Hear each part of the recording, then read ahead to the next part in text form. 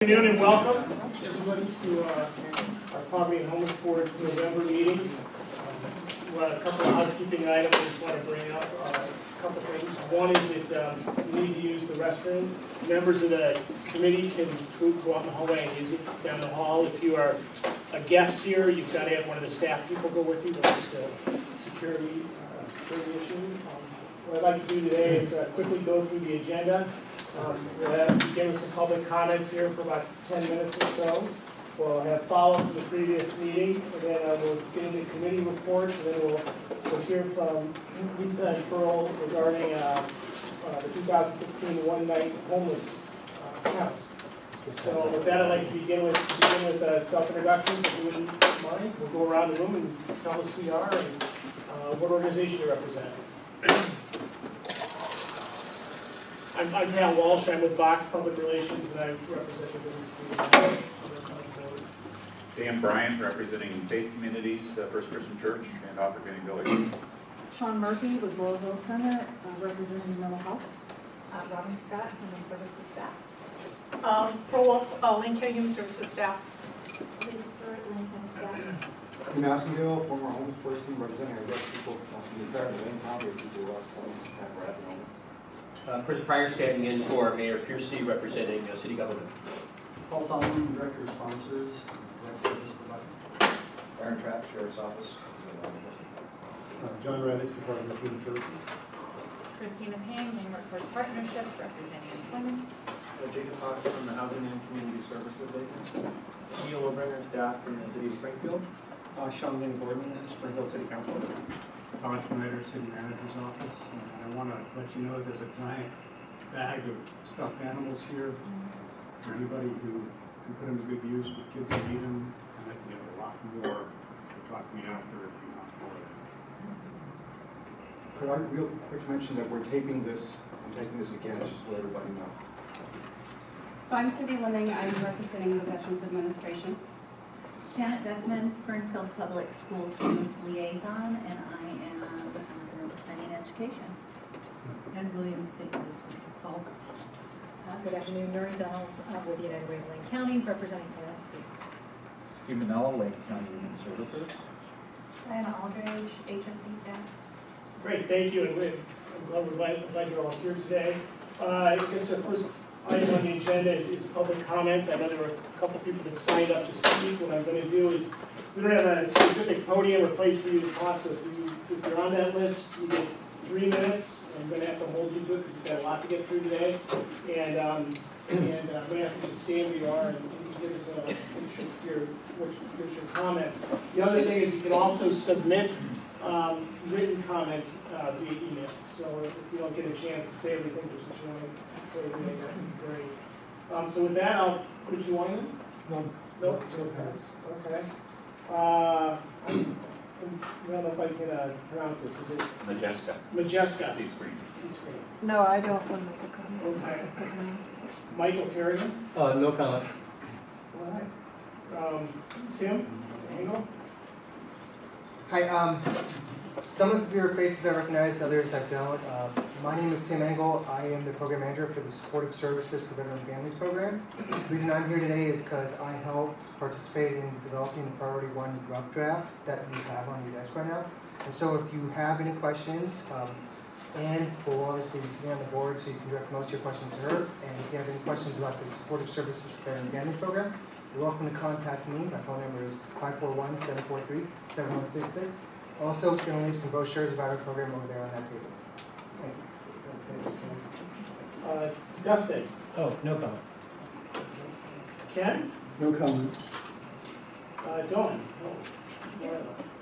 Hi, I'm Dawn Helwig. I'm with Lane Independent Living Alliance. I'm the Community Outreach Coordinator, and you have graciously invited me to sit on some of your work groups, so I thought I'd like to see who I am.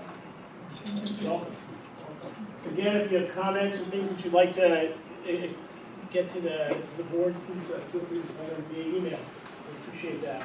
What I'd like to do now is take a look. Has everyone had an opportunity to look at the minutes from the last meeting? If so, are there any changes or corrections?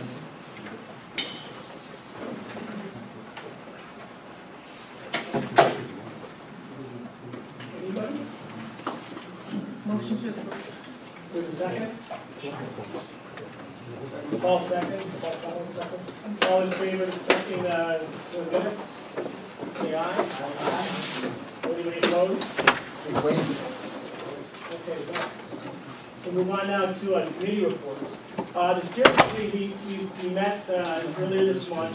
There's been a number of people that have asked to participate in either one of the committees or even on the board. So what we did is we took a look at our bylaws and operating procedures, which I think you all received our governance chart around, which you all received a copy of.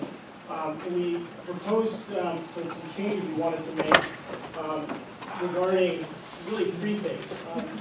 One is who's eligible to be on the board and who can vote, particularly as it relates to elected officials who maybe want to vote by proxy through that person. And that certainly is under it's in the board composition and PhD membership in the packet. So we did this, I guess I want to do these one at a time when we kind of discuss the whole packet. But part of this with the monthly meetings is in terms of, the second part would be in terms of who's eligible to vote and on the committee and who's not. Everybody, it's important that everybody here has input and gives and provides the best information available so you can make decisions. However, the only people that can actually vote on anything are the folks that have got the nice sticker up here in the corner. And there's still more stickers to come, right? Because some of our voting members don't have them yet. They have them, but they have them facing. Oh, they have them facing the wrong way. Turn your Okay, sticker Noreen, around. come on. Do it around. This is really a dead test. Thank you. Yeah, you bet. And then also, so those I think were the three items, and you can also, how people can participate from outside the committee or the board on committees. So those are the three primary points that we discussed and we need to get your approval on and discuss and get your approval on today. So does anybody have a chance to take a look at those changes, proposed changes? Are we talking about them all at the same time? Well, how about we can go one at a time if you want. What do you the best way to do it? Okay. Then, yeah, because I've got some comments about e-voting, but. Okay, great. Go ahead. I've got a couple questions. Did we recently, council look at that e-voting? E-voting. Yeah, there's actually an appendix that's not listed here that has like 4 pages of very detailed specifics around how to execute an e-vote, should we choose to do that. The appendix isn't in wasn't an attachment, so Yeah. I don't know that I'm necessarily comfortable To vote moving a until you see concept it, yeah. until we see it. Overall, I'm still very nervous about it, but Yeah. I want to read the appendix first, and as county council seen that at all? No, they have not, but it's right from Robert's Rules of Order, I mean, it's right from some of the. Yeah, I would show that to them before we approve it, Okay. just because the legalities of public meeting law are so Right. No, I complex, understand, right? yes. And I'd like to avoid, violating state law on every day. But overall, I still may not support it, right? Unless the rules written around it are extremely tight. I know that there's some extraordinary circumstances, but as a public body, we have to be able to do this business in place that they can observe it. But if we see the appendix, right, and at that point, if county council has looked at it and said it's within state law, then I'm willing to read it and give it a good, discuss it at that point. I see a number of other heads that are shaking the same way. Why don't we pull that out of today's discussion if we can, or are you talking about the whole thing? Sean? Yeah, E. There was a Just 5-page attachment that you Yeah. never got out to, so. Yeah, so we'll pull that out. Just pull that out. So that's paragraph E under section 4. Yeah, listen. Page 8. The recommendation was that not, actually, Robin, was that they didn't recommend, it was not recommended. Discouraged. It was discouraged. But if you're going to do it, this is how to do it. This is how you would do it, Yeah. so. Yeah, and And again, before we see the appendix, if you guys can take it to county council. Sure, that's a great idea. That saves us time. Always started at, Yeah, well, why don't we go back and start with board composition, on page 2, regarding who elected members from local government entities shall be elected officials or their designees. One each designated by Lane County, the cities of Eugene and Springfield. Appointments are encouraged to include elected officials and designees that serve on the regional policy boards for human services, housing, and employment. Elected officials, positions may be filled by the elected official or their designee, and either the elected official or their designee will have full membership authority, including the ability to vote. Any discussion, thoughts on that?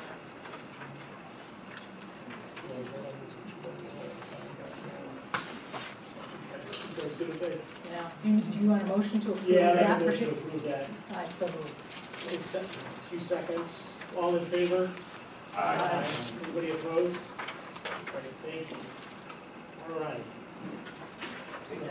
Page 5 would be our next change under monthly meetings. Point number 7.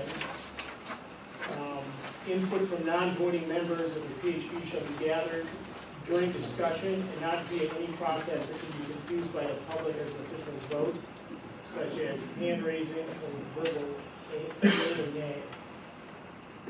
Any comments, discussions on that particular item?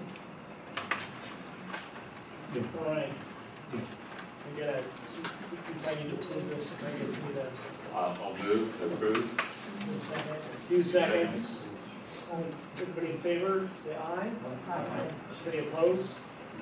And the final one we'll work with today has to do with committee comes next under PHB committees. Committee members with full membership authority may nominate individuals with expertise related to the committee focused to join the committee. Did I read that right? Nominees shall complete a simple application and provide a resume to document this expertise. Through discussion, the committee will select nominees to recommend for addition to the committee. Final nominees will be brought before the full PHB board for approval. Any discussion?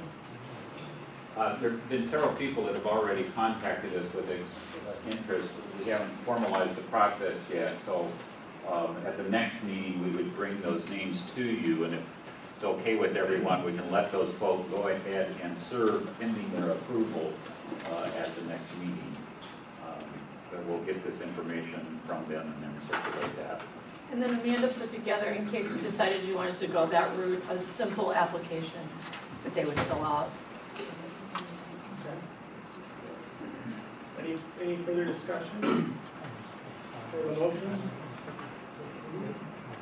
Hugh, second? Dan seconds, all in favor, say aye. Anybody opposed? All right, thank you very much, and Sean will bring that electronic meetings back to the next meeting with more information. Thank you, everybody. Winter Strategies Committee, Dan, Brian. So, and let me just first of all note that this is an ad hoc group. It's not one of our standing committees, but we just felt an urgent need to get some things moving. And we held a meeting on, I think it was October 29th, and put out a general invitation to members of the public to join us for that. Had, I don't know, what were we, 25, 30 people or something like that that came to that meeting or more. Went through a brainstorming process of just throwing out all the good ideas that people had of what we can do immediately this winter, and then prioritize those. And you see in the packet a letter from our Human Rights Commission giving their endorsement for the top 5 of those. And those were, the first one was sharing the load, was the top one that Mayor Piercy named and promoted, the idea of just going out in the community and asking more partners to come forward to participate in the car camping program, to provide support for the rest stops, I'm just getting more and getting county's involvement and other folks, chambers of commerce, things of that like, to support all the different efforts that we have going over the winter. And then second place was increasing the number of rest stops. And did some strategizing on different groups that we could approach to add additional rest stops.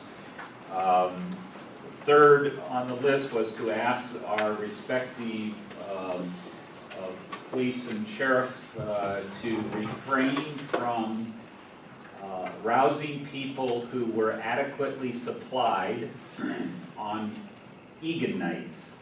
In other words, if they are in a public space that are not otherwise creating a nuisance or a problem, to leave them be if they have adequate sleeping bags and what have you during the Egan nights. And the rationale for this is that, and as we discovered already on the first 3 nights Egan was open, we are at capacity. We feared we would be.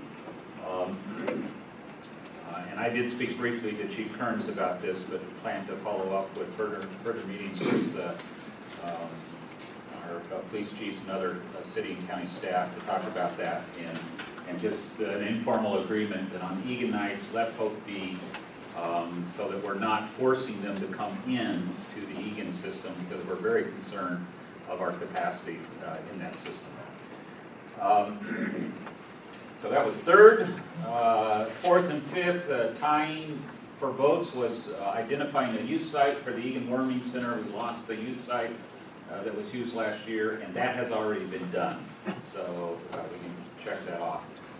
And lastly, asking our various jurisdictions to create a land inventory similar to what the city of Eugene did last year of identifying potential sites that could be used for rest stops. And you saw, if you followed the news already, the results that thanks to Commissioner Farr, I think who really was a champion for this, the county did agree to set the site just a little ways away from here, behind Lane County Behavioral Health, as a rest stop, and they are working on an agreement with the Nightingale Health Sanctuary Coalition to and with the city of Eugene, because it's in the city's jurisdiction, we have to have the agreement ratified by the city. And I think they're hoping to have that open by sometime next month, right? That's what we're working towards. Early December. What's that? Early December. Early in December. So that's moving ahead, and that's very encouraging. There was the event at the University of Oregon sponsored by the philosophy department, and I think what I heard from that was the #1 recommendation that came out of that was to ask the University of Oregon to sponsor a rest stop. I've had a conversation with Jack Tripp at the Eugene Mission. The mission is willing to host a rest stop, but they would need some other group to manage it. The folks at Community Supported Shelters are requesting the city to expand their capacity to 20 per site. They currently have 2, and they're adding a 3rd site. The veteran site will be expanded to be a double site, and that's in process now. I believe they're planning to begin populating that site around the 1st of the month. Anyway, so there are several things that are in process. We're going to have a follow-up meeting next Wednesday at 10:30 at the Health and Human Services Building, room 530, and others are welcome to come join us. Did I miss anything? Wow, that was amazingly fast and thorough. I tried. Something related to announce after. Anybody has questions for them? Well, our hope for this group is 1 or 2 more meetings and then we're done. So it's not an ongoing thing, but just try to get things going for the winter. And then one of the things we said is we'd like to see 150. The one I left out was, I think, was asking the county to open up some parks, some campgrounds that are very underused during the winter. People tend not to go camping, and we have people with RVs out there in the community that could be in campgrounds, and so to allow campgrounds to be used for that purpose. And so hopefully through that, and then finding additional car camping sites, that we can get to 150 certified approved campsites is our goal. Individuals, 150 individuals. Any questions for Dan? Discussion? Dan, where's the youth site? Is it the Southville site? Anyone else here? I know they opened during Egan and they had no youth, Okay. is all I know. That they were ready for business, and just all of our minors found other places. Well, thanks, Dan, that's outstanding work, and thank you for your report, that's for sure. Legislative Committee, Steve. Okay, and before I start the legislative committee report, what I wanted to mention that's a tag on to Dan's report is that last week we met with St. Vincent de Paul, and we came up with a plan to allocate the close to $53,000 that we received through the Community Action Team from the Meyer Memorial Trust towards the Egan shelter, and then also made provisions in the rural areas, working with community sharing and working with Sites for Outreach Center, and additionally in the metropolitan area with Catholic Community Services. And specifically, those organizations are going to work with families who are going to be housed with motel vouchers on the Egan nights, on the 30-degree and below nights, since they don't come into the other sites where the singles are. Now on to the Legislative Committee, and the Legislative Committee includes Commissioner Farr, who isn't here today, and Mayor Piercy. And the Legislative Committee met, and we reviewed, the committee was interested in what the state of Oregon had done in the past several sessions around policy regarding homelessness and housing.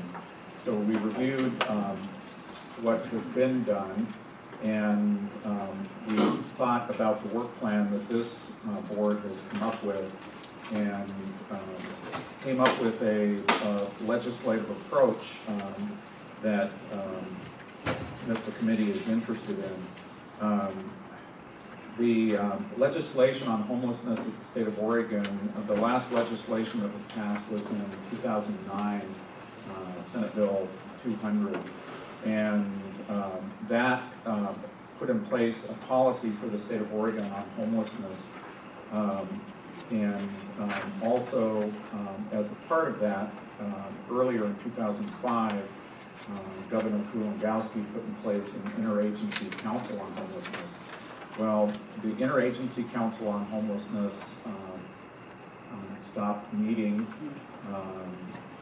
sometime after the new administration came in, and then with the Kitzhaber administration, and then the items that were part of Senate Bill 200 didn't get implemented because the Housing and Community Services Department of the state of Oregon never received resources to staff or implement them. And so in thinking about all of that, and thinking about the 5 items that this committee has put on its short list on the work plan, which includes an item Jacob's going to talk about from the Facilities Committee. We've put together some draft kind of legislation, and what I'm saying is this is conceptual at this point, so if you see dollar amounts or if you see ideas, it is a legislative concept paper. But what it would do is it would amend the homeless policy, it would amend ORS 458-528, and what it would do is it would establish a housing first policy for the state of Oregon, and to end chronic homelessness among individuals, veterans, families with children, and establish a housing first fund.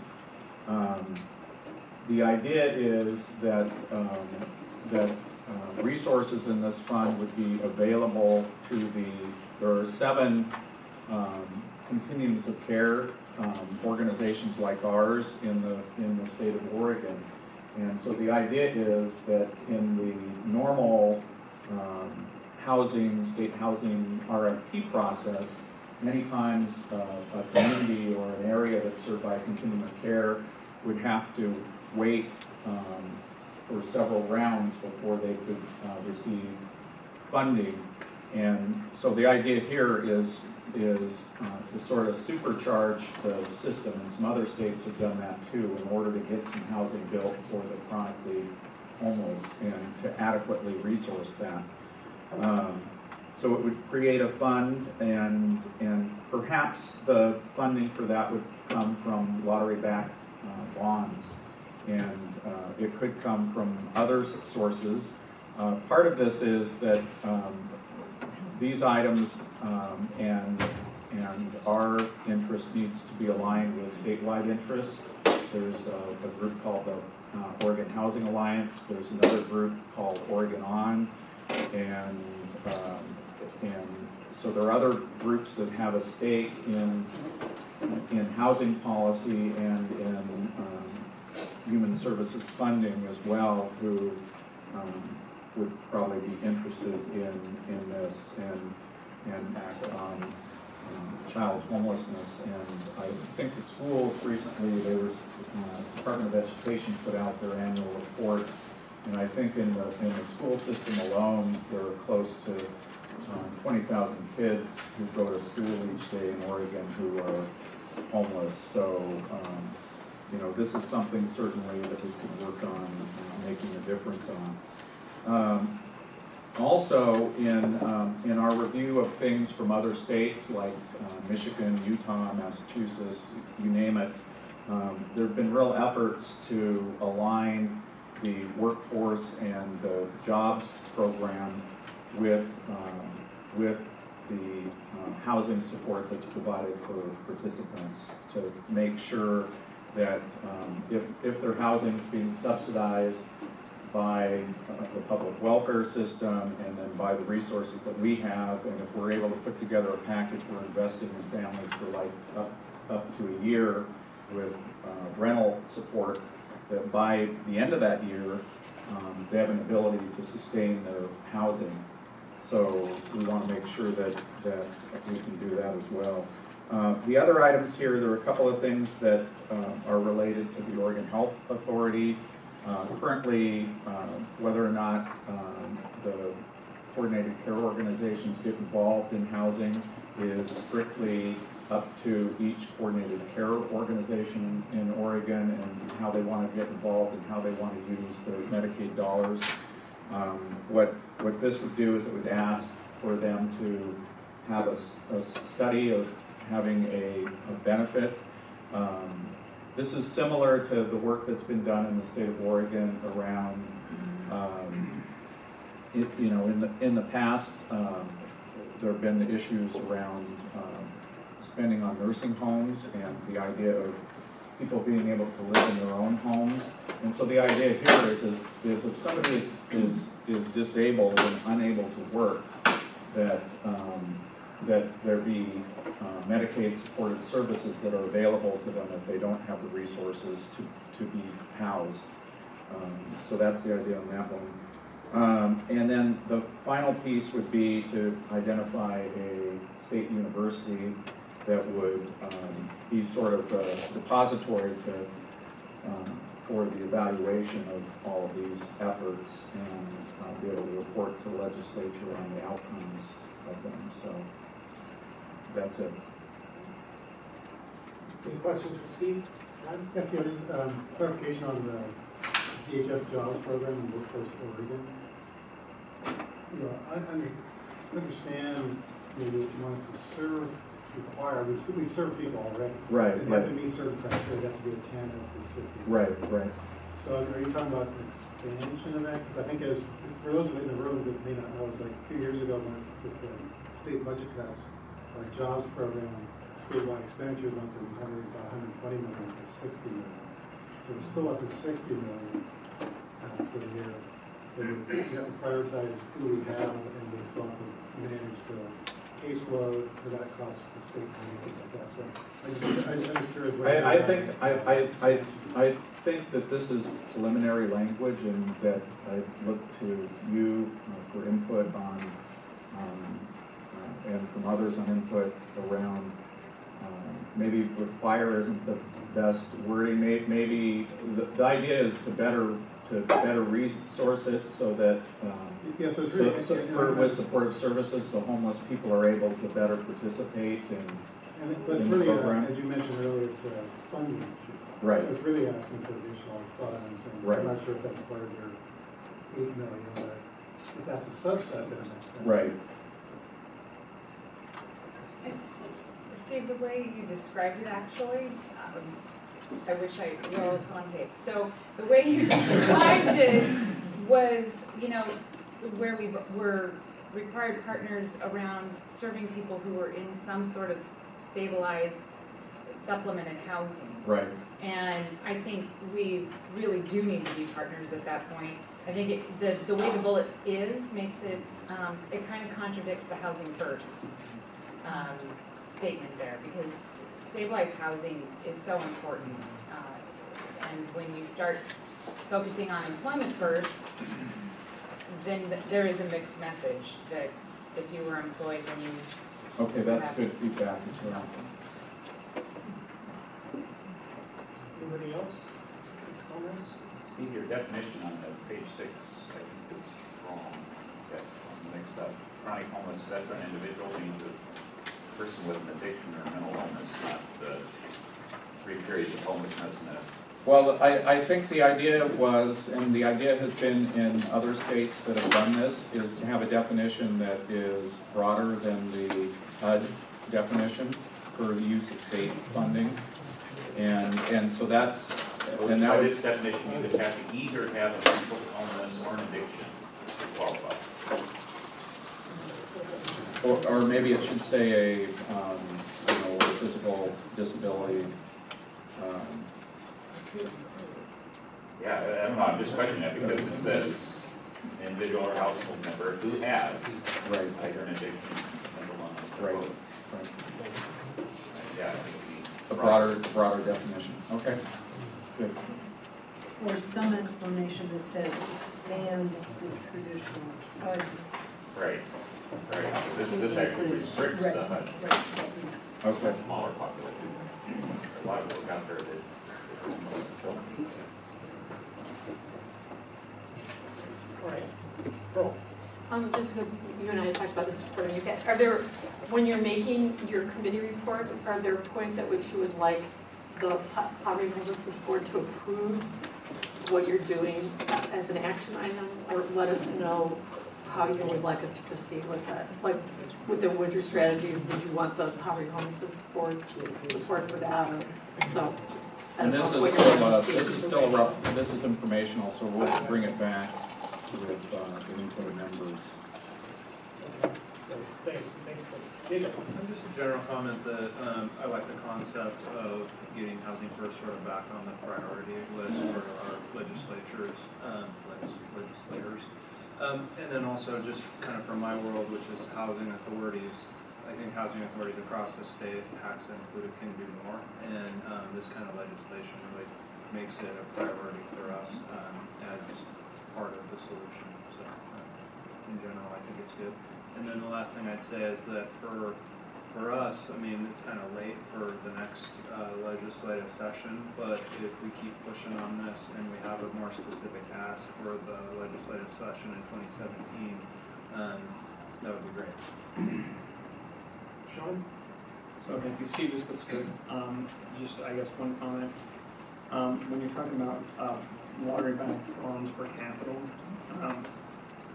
maybe excuse me, maybe just go back and take a look, at some of that language to extend that to approve some operating costs in some cases, or find additional dollars for operating costs. Okay. Just listening to your group talk, quite a bit and learning quite a bit over the last month. It seems like some places physically they built the building, but run into a problem with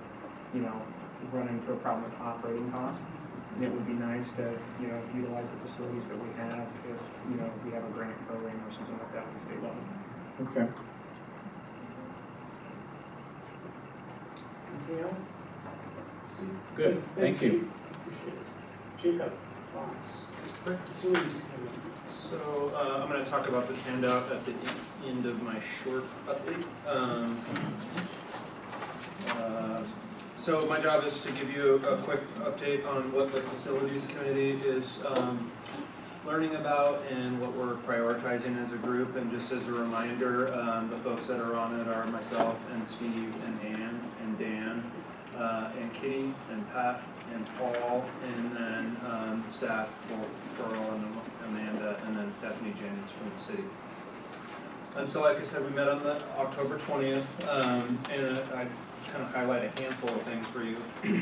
The first is the relationship between the Housing Policy Board, or the Housing Policy Board and then this board is really important, and the communication and coordination between those two groups is critical. Right now, Stephanie Jennings will be the lead on that, but I'm just grateful that you're here, Chris, and I think the more we coordinate with each other, the stronger both boards will be. Also, just one thing that we need to pay attention to at the facility committee level, and then both boards need to pay attention to, is that we are talking about doing some new projects, and I know that we'll make those happen, but we have a lot of facilities in our community that are serving people coming out of homelessness that are going to need a capital infusion at some point, or they need to get torn down and rebuilt. So that's something that we're going to need funding for as a community, so that's something we need to make a priority. The other thing that we discussed is the importance of a 5-year look ahead on how much funds are going to be available from the cities, from the county, and then one of the things that HACSA can contribute is project-based Section 8 vouchers. So housing authorities can dedicate up to 20% of their voucher pool and actually attach those vouchers to properties, and that does two things. The first thing it does is it allows properties to serve very challenging populations, like the populations we're talking about as a group.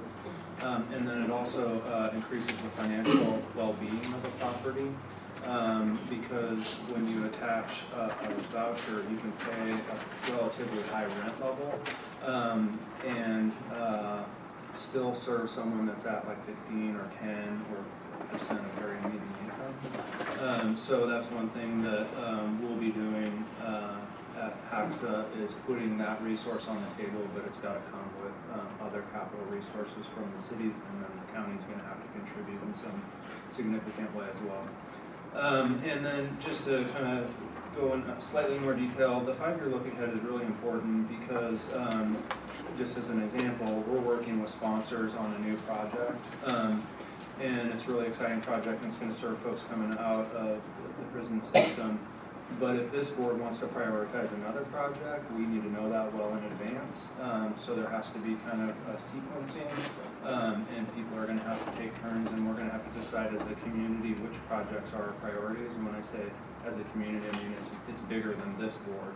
So I know HACSA, and I'm sure St. Vinny's, we have 5 or 6 development projects that are in the pre-development phase. And if we're going to change those projects or put one on hold, we really have to plan in advance. So that's one thing I think the Housing Policy Board is going to have to do, is create that 5-year look ahead. What's rising to the surface as a priority for the Facilities Committee is a project that would be focused on housing first, as Steve's mentioned in his legislative proposal. What that basically means is we would go and find the most troubled people in our community in terms of their health, their both physical and mental health.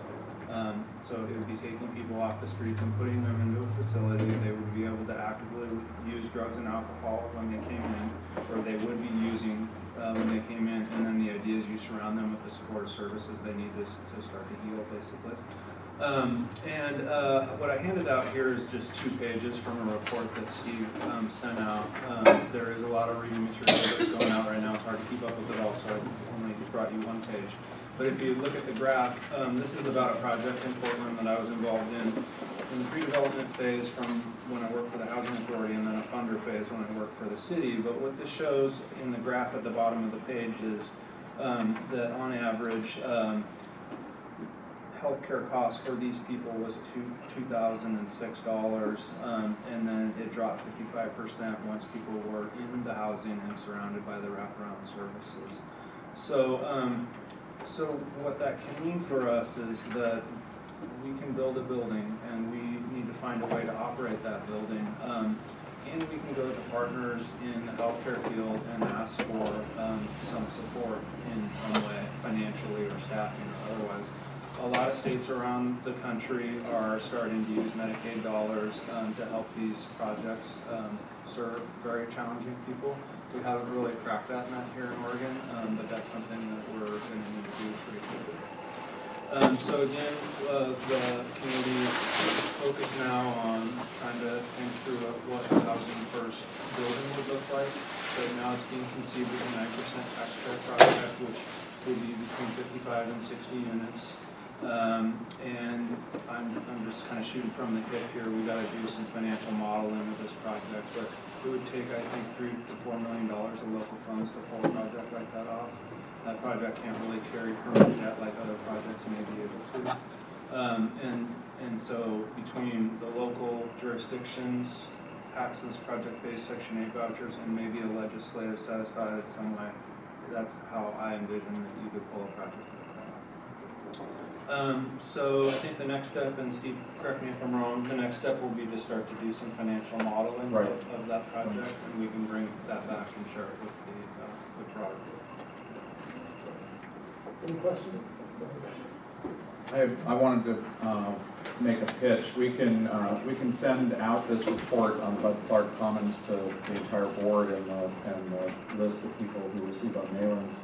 But in this report also, they surveyed, and so there's data in here about reduction in jail time of people who were housed at Bud Clark, and there's reduction of use of emergency medical in the city of Portland, all tied to the individuals who are housed here. So it shows the cost savings to mainstream services and taxpayers who do support housing. Any other questions? Thanks, Jacob. I think next on our agenda is ending Veterans Homelessness Committee, and Pat's not here, but what I would like to do is ask Ann to talk a little bit about her program and see if it's a call. And we have in the packet a piece that the committee needs to approve so that we can ship it to our regional coordinator and get feedback from the other states that are in our region as we are all tackling this problem. The Supportive Services for Veterans Family Program has been, I think we're in our 4th year.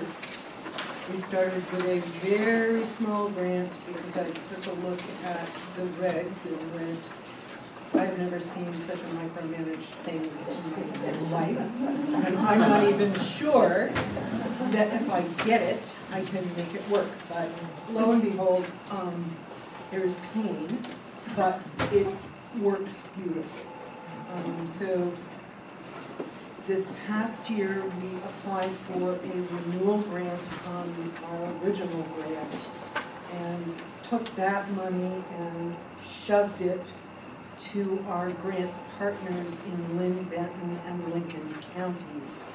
And we are now absorbing what is known as Priority 1 or surge funding. So the strategy for the VA is really to recognize that they cannot possibly expect an appropriation of $600 million a year on ad infinitum.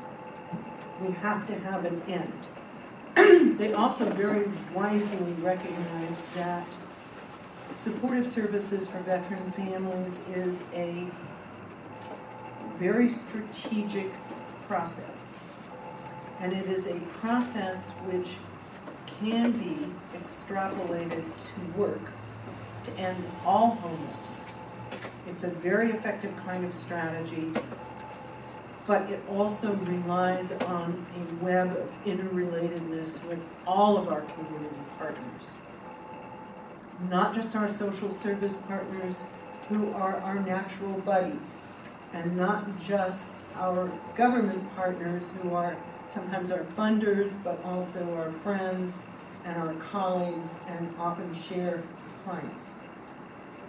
It really requires the entire community to understand that veteran homelessness is unacceptable on a number of different levels.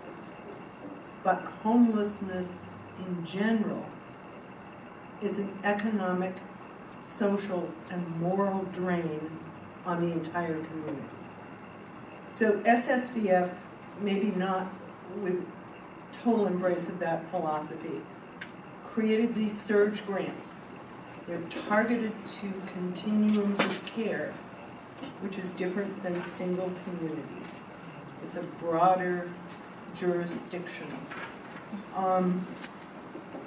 And that those communities were identified based on the number of veterans in the population, veteran poverty rate, and veteran homelessness.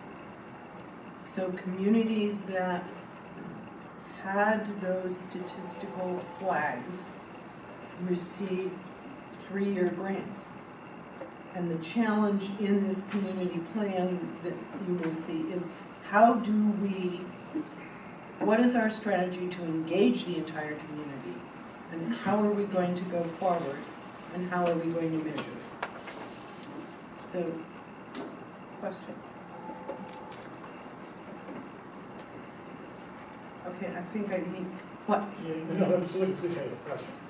Pardon? I'm just looking for a question. Okay, cool. Go ahead, Steve. Yeah, so, so this plan has been prepared and you need approval of the plan. And maybe you want to talk a little bit about specifically how you came to some of the numbers that are in here and what those mean. Okay, so I think you have asterisks. We took a look at the point in time count and went, it's not lining up with anything. So we asked Elise to run a special HMIS count. So those numbers that are asterisked down there explain what the count numbers are. Oh, and I don't have the right. Page 2. Right. It's page 2 I in mean, the packet. Yeah, no, I have some of the right plan, but I don't have question 5 included in this. It's in your packet, it's like Okay. this. I have like 3 packets. Just take that one. Okay. So the original demand analysis is based on Lisa's work to really extrapolate from HMIS data which captures homeless status and service use, which may be a much more accurate reflection than the point in time count was. Where we're looking at the goals for ending homelessness, we're taking a look at what the 2013 point in time count was. And we're basically saying, this is the target. And it aligns for us very well with what our target numbers are per year.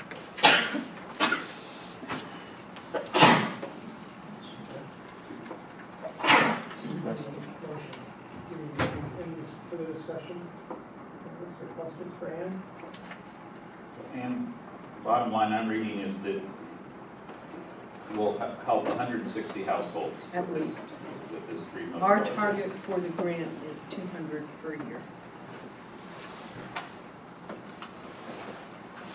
And in the 3 weeks we've been up and running, we've enrolled 24 households. So I think we're not being unrealistic at all.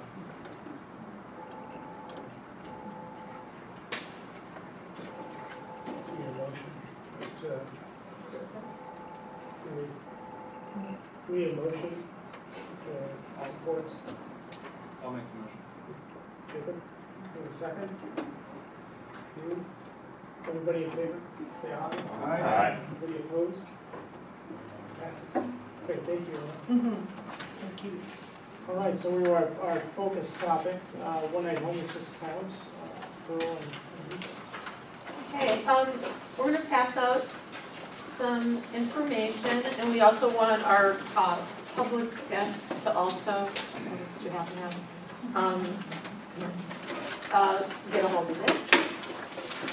Okay, what we're gonna do is we're gonna talk briefly about the history of the one-night homeless count, and we made a radical change. We have ignored the national guidance about changing the name of it from the one-night homeless count to the point-in-time count. So I took a stab this morning at putting it on everything now. So we're calling it Wayne County Street and Shelter Point-in-Time Count. It's called the PIT count, and that really is what, for whatever you do with that, what you name. But anyway, so that's the story. We have been doing this count since 1991. And I'm going to let Lisa will do the nuts and bolts and a lot of the technical and substantive part. I'm going to do just sort of the overview of it. But we do this count of sheltered and unsheltered. We do a shelter count in the even numbered years, which is we count people who are in emergency shelter and transitional housing that's designated for people that are homeless in our community. And then in the odd numbered years, we do a sheltered count and an unsheltered count, and that counts people who are out in the streets, who are living in places that are considered to meet habitability standards. And I'll talk more about that when I talk to you about who's involved in the count. And so why do we do the point-in-time count? We do it because we care about homeless people in this community, and we want some substantive information to get out about what is the data as best as we can give you. And we often, some people say in the community, the count's way too high. And then some people in the community say to us pretty consistently, the count is too low. And so the answer to that is yes, you're both right. And there is no way with the resources that we have available to us to get every single person counted. And there is no way that all the people that are unhoused want to participate in the count for their own reasons, which are, of course, reasonable. So we do the best we can, and I feel like every year I look through each year's count, and we do a debrief of the count with all of the organizations and individuals who help us. And I think every year we do it a little bit better. And I'll tell you just briefly about how we're going to do it this year. But last year's count, and this is where Lisa will go into more detail, totaled 1,751 people, and 649 of them were the sheltered count people, and we carried over the 2013 count of unsheltered, and she'll do a little bit more on that. And the only other parts that I would like to mention is that we have a lot of people who work on this. I mean, in the 2013 count where we did the unsheltered, we had 24 agencies which have multiple programs. And they don't necessarily just serve homeless people, they do other work. And we had food pantries collecting, day and night access centers, sites where people are eating meals like the dining room. And then CALC did an excellent job in 2013 getting people in areas that normally they were not counted in, really going into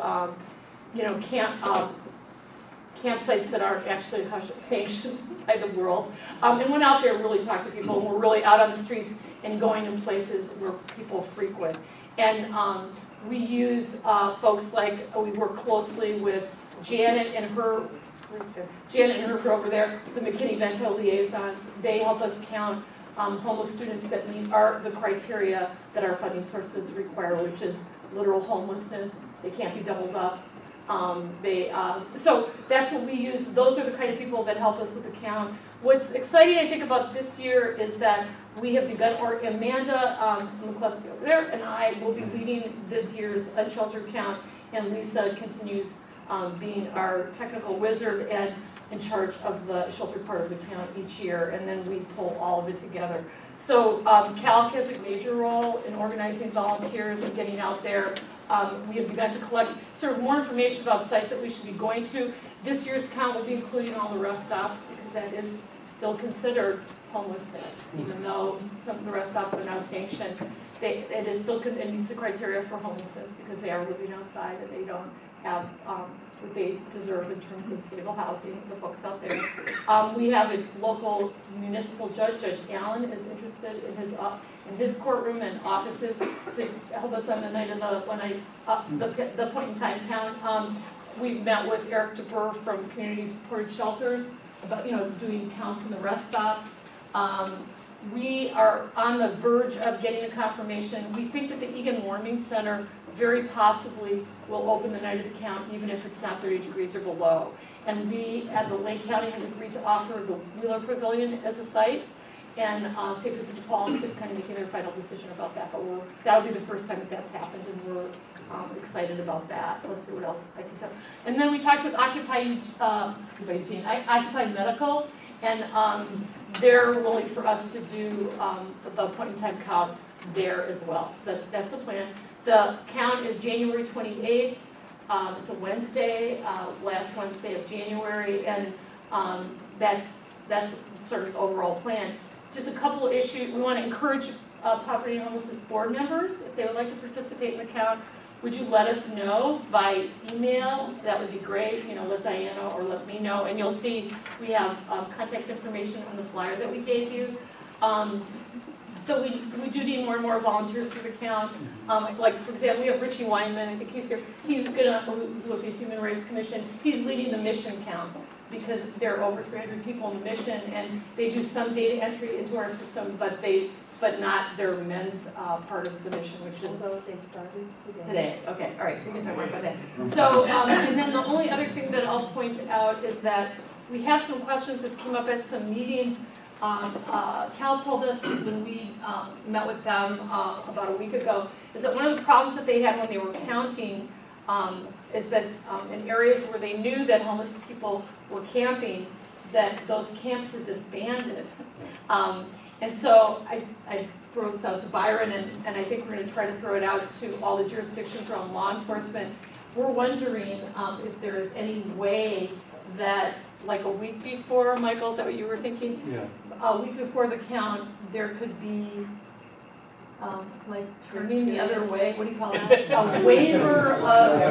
Amnesty. Amnesty, thank you. I couldn't think of the proper euphemism, and I knew all of you could help me with that.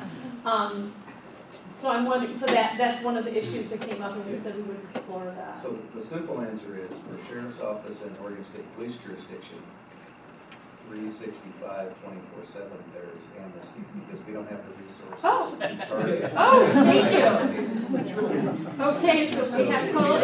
Right, so it really okay. does fall to the city jurisdictions that have adequate staffing for comprehensive police services. Okay. And so in simple terms, in the unincorporated areas or in unincorporated jurisdictions, there's not a focus unless it's crime behavior driven that causes a law enforcement response. And then the law enforcement response isn't to remove the occupation of the area as much as to address the criminal behavior. Okay, that's good to know. So I think what would be helpful for us, though, as we were hoping, well, we actually didn't know that particular piece, that was really interesting information, is if you could give us locations. That's what we were hoping, people on the different subcommittees. Is that something that we could approach? Of where we have Of where you know. areas of need. I can kind of sniff around that. Okay. That's the other side of the coin, is because we don't have adequate law enforcement Okay. services to provide police response. Okay. We also don't have the services or the staffing to provide those kinds of extra efforts routinely. So it doesn't mean we can't look at it and see if we can come up with some kind of information. Yeah, so what, we would have volunteers, I think all the volunteers would go out, but we wouldn't ask the law enforcement officers. Right, no, but I mean, Because that might not be an attractive thing for as far as using deputies to find locations, and Yeah. sort of catalog. Yeah, that we would so appreciate that, Right, okay. and so, and that'd be I can survey and see if we can kind of give a list of known locations. Excellent. To provide, and then, my guess is whatever areas we routinely respond to, will be fairly. Great, so we'll follow up with you on that. And what about the city of Eugene and Springfield? what could you say about that? About That's fine, what can you say about this? No, well, in terms of this issue. No, I will bring it up to the chief, absolutely. Okay. And for locating, it's always been Parks and Recreation are also a major resource provider. Well, but the problem that we have, and we got some, we shared, how can I put this? It was challenging for CDG Parks to count people in 2013 count. And I told that to Mayor Piercy, and she spoke with them, and they said that they felt it was unsafe for staff to go in there. No, and I agree. In fact, I was going to bring that up. For the counting part, that's a challenge. You want people who can count more effectively than the parks people. For identifying locations, You could get the that. parks folks know where the locations are, Okay. particularly along the river streams and places. Okay. They know where those folks are. Yeah, not part of the count, but for identifying locations, they Okay. may know more than Okay, good. police do. But for the amnesty piece, we can talk to the chief. Okay, great. Someone with a good vote? Okay, I'm just writing this down. Yeah, go ahead. We'll talk to the chief. I'll talk to the city manager and the chief about it. We have a list, we can get you our list. It's there because I've seen it. Okay, great. Thanks, and we'll follow up with all of you then. Thank you, that's really, really helpful. Okay, go Pat. No. Okay. Which way would, Well, I just, okay, thanks. Pearl, there are a couple of church groups that do homeless outreach, both in Benita and in Florence and in Oak Ridge. And I'll put you in touch with those folks, because they're large. Okay, that's great. Oh, Yeah, around rural. okay. So I just have a couple quick questions, and I kind of leaned over to Steve and said, are there special credentials you need for volunteers? And Yeah, I said that there's training that's provided. So what's going to happen, we're going to have another meeting with Cal. We had an initial meeting. We're going to sort of detail it out. Amanda and I are working on sort of a newer outline with safety pieces to it in the training. And so that will happen, and we're going to coordinate with Calc on that. So they will really mainly be handling the volunteer piece of it. okay, so I was also going to offer that United Way has a robust volunteer Great. system, so we'd be happy to host that opportunity, but understanding the timing of training and all that. Okay, that's great. All right, so we'll get, who would we get in touch with? Just you directly, go ahead. Okay, that's good to know. All right, thank you. Very Pearl, good. do we do any preparation with the population? You know, I'm thinking of the dining room and the Sunday breakfast where we can advertise amongst the clientele we see, stand up and be counted on Wednesday. Yeah, actually, and so, yeah, and actually the national flyer like this, we excerpt something that says, what was it, Diana, we can count on you or something, kind of one, yeah, it's some catchy thing. Right, to ahead of time, we'll do that, because First Christian is one of the sites where we count people, so we'll be doing that. Yeah, we'll get advertising piece out for people that are homeless. Yeah, I wanted to add that the veterans, we have a whole committee, this is the first time, the whole committee with Cindy and Tim from St. Vincent de Paul and Todd from the city of Eugene, focusing in on veterans. We've already, Todd reserved the Bascom Tyson room to do a special site to draw veterans in. So efforts are being made, and they have other plans about you're gonna do some rural outreach. We have a whole meeting set up where they created some great ideas to get a really better count of veterans. But I wanna stop talking for a second and let Lisa tell her piece. You're at about 110. Okay, yeah, and I knew this would happen. I told her to kick me. It went too long, but she didn't, so there was no kicking. Yeah, I just want to touch base on something like Pearl said, the nitty-gritty pieces of it. The important piece about this count is that it is an unduplicated count of the people in the community. And important for you to know, so you can really get behind the numbers that we end up with at the end of the count. We do an unduplicated count because we ask everybody's name. We ask for people's birth dates, and if they can't give a birth date, we ask for them to at least give us how old they are. And then if they're not already in our database, then we create a new client because they don't have any of the other data that show that they're already there. We already have 82,000 people in our database, so it's pretty likely that if they're from this community, they're probably already in our database. So if they do get counted at several sites, we will be able to screen that out. And we can also see sometimes somebody will end up getting a count and they'll actually be in one of our housing programs or be in the mission that night, so we can screen them out as well. So we don't have. So Lisa, do you want to mention, when you mentioned 82,000, that's the number of low-income people that are served? Oh, sorry, yeah, we don't have 82,000 homeless people in the database. Since 2011, 82,000 people seeking any of the services that use the homeless management information system have had a client record created in our database. That could be somebody getting Meals on Wheels, somebody who's getting SSVF, or somebody who stayed at the mission. It can be any of those programs. Thanks. And the number that are homeless in the... So as of July 1, and that's a good point. Yeah. Let me get to that in a Right, second. sure. So one of the things to look at on this sheet that Pearl handed out about the 2014 count, which was done last January, near the top it says 338 individuals staying at emergency shelter, and the next line is 329 individuals in transitional housing. We anticipate, well, I can guarantee that that number is going to be lower this year, and it's not because we resolved any actual issues. It's because we have to transition some of our transitional housing programs into rapid rehousing programs.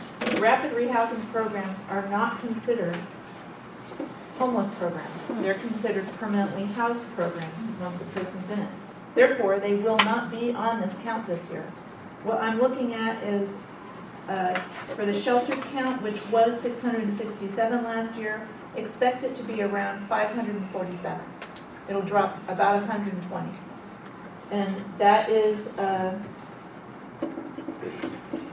it's not very meaningful, but just to keep in mind why that happened. And not to think that we screwed up the count in some way. And of those people, we are just counting a night.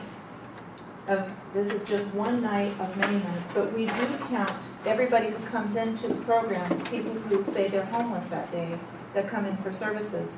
Since July, over 6,000 people in our community have arrived for services and were homeless. They might not all be still homeless tonight, but they were homeless at one point since July 1 to about 2 days ago. That's a lot of people, 6,000 people. So hopefully we catch some of them on that night, and hopefully it's not 6,000, because we really don't want to think that we're not actually making any inroads into alleviating homelessness in our community. And that's pretty consistent what we do when we do the highlight sheet like the one you have, is that last year it was almost 10,000 people for the whole year that at least at one night during the year came to services and were homeless. Right. So we also try to give the bigger picture. We talk about homeless students, and they do not meet the HUD and state criteria to be counted in this count. They're doubled up, they're not living in comfortable situations, they're overcrowded, it's not the perfect situation, but it doesn't meet the criteria for the funding sources that are requesting that we do this count. I can tell you that at our liaison meeting last Thursday, that all three, Bethel 4J and Springfield, all of our numbers are up right now at this time of year compared to what they were in years past. And so we're looking at 75 to 80% of our student body that we're working with that do not get counted in this. Right. So what we do when we do the highlight sheet, we do talk about the state collects about the homeless education folks at the state. And so last year there were over 2,000 homeless students in the schools in Lane County. So we try to give that descriptive information as well, because we know we are not capturing the people who are doubled up in this count. Okay, go ahead. The second page on here is the survey that needs to be collected from all the folks. And this survey is, this is key. We have to collect all the elements on this survey, not just some of them. And that is because we need to give an accurate and full picture of what's happening in our community so we can allocate resources appropriately. And that's where agencies like HELP come in as becoming experts on how to collect the survey, because the survey is an instrument for the surveyor. It is not for the folks in the community to fill it themselves. It's really a tool for them to collect the data, but how they ask the questions, their comfort level with folks, helping the people feel okay about sharing this information is key to their success last year. So that's what we're anticipating again this year. Lisa, Yeah. so why do you guys collect the social security number? Because we need to, for people who are James Anderson, we need to find a way to know that it's not one we already have in the database. Would you use other identifiers? We have always used Social Security, and we ask for the last 4 digits if they're not comfortable giving the full Social Security number. Almost all these folks have already given their Social Security number. It is, so it's not something that they have never done before.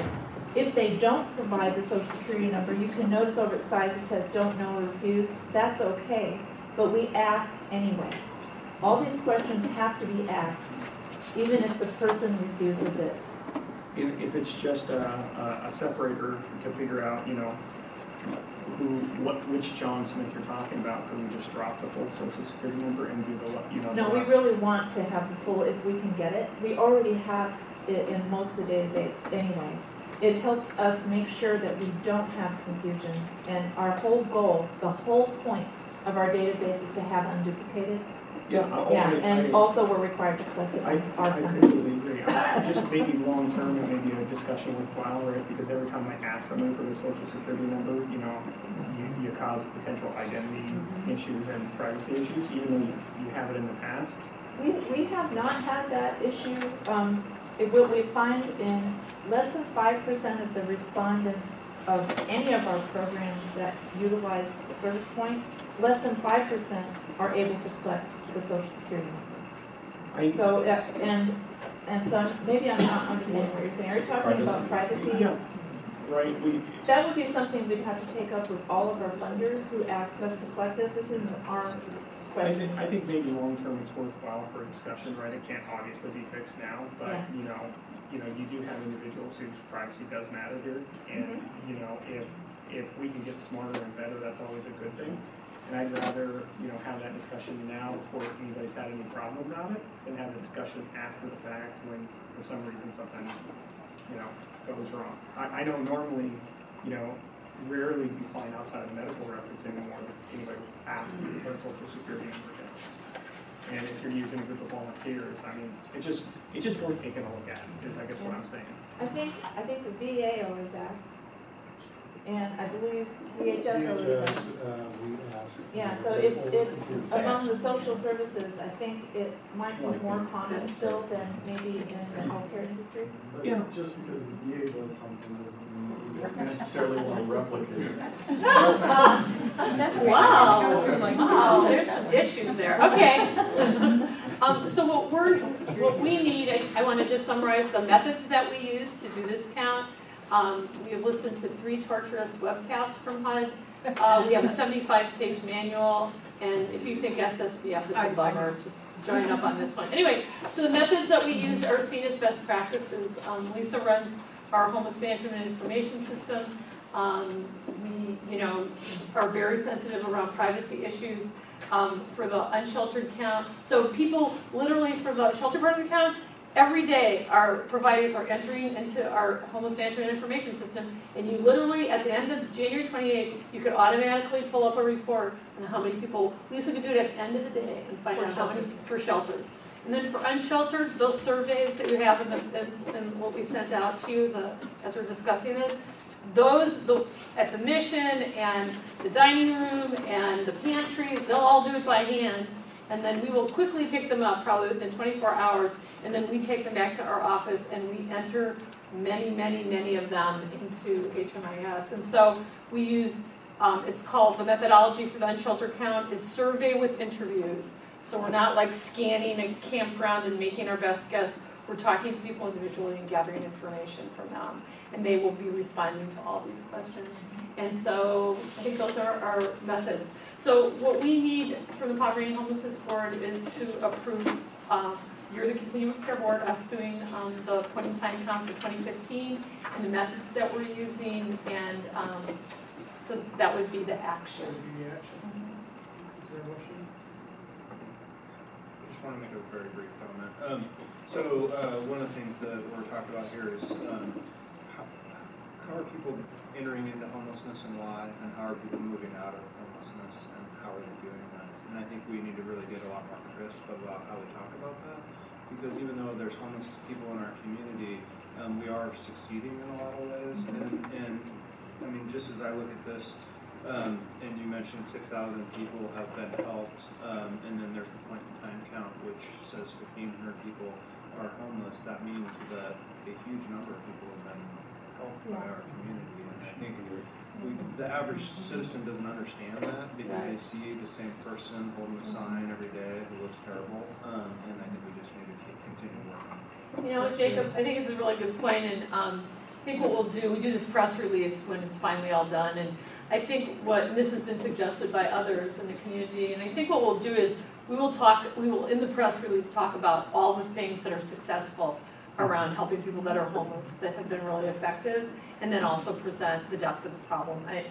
But it's really true, we sort of forget to do that. It's always, this is really difficult, we're sharing this, isn't this horrible? And of course it is really a challenge for our community and for the people who are in house themselves. But we need to talk about that people do move off the street, they do get help, and their lives do get better, and they can. And we need the community to support that more, so.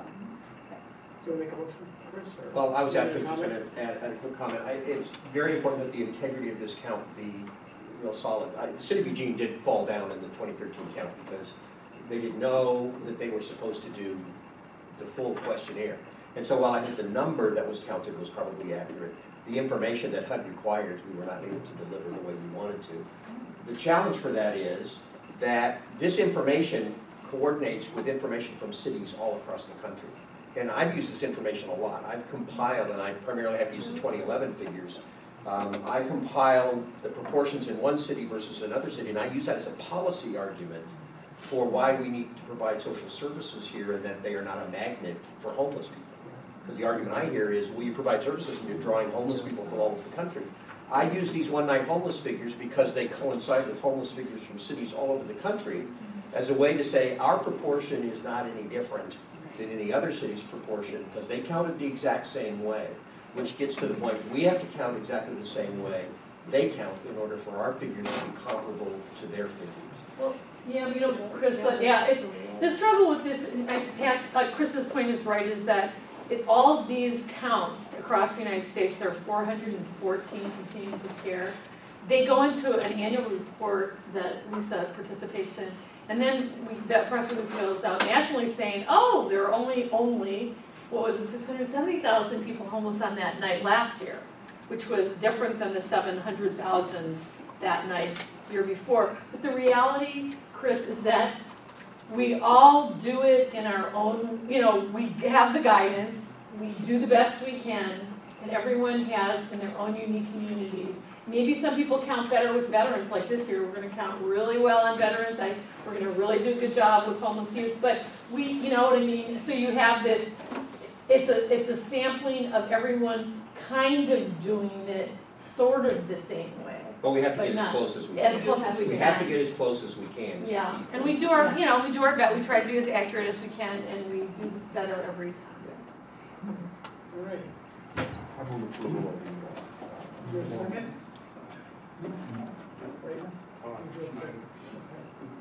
You can't, you're not. Oh, no.